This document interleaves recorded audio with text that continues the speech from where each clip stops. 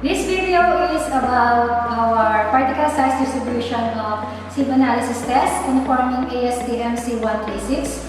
The test method covers the determination of the particle size distribution of fine and coarse aggregates by sieving. Here are our equipments: stack of sieves including the cover and pan.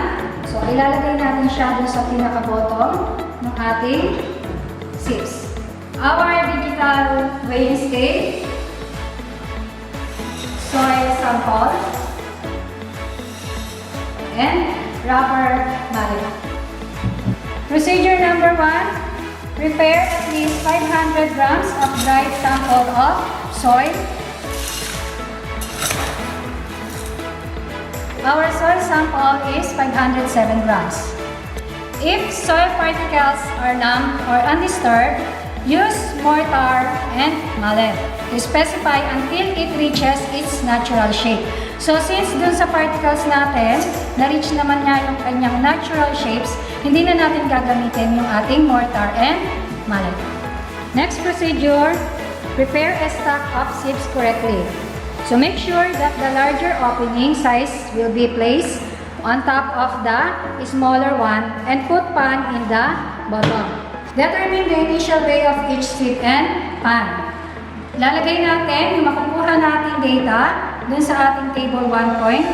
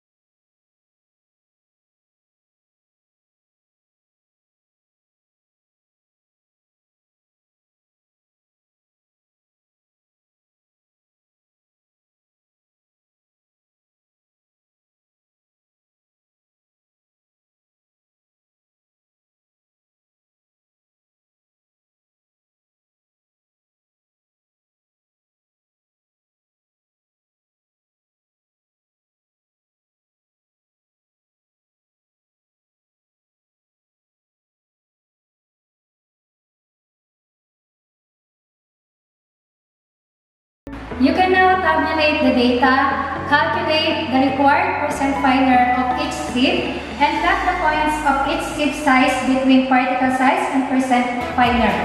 Table, formulas, and graph format are available to download using the link on the description below.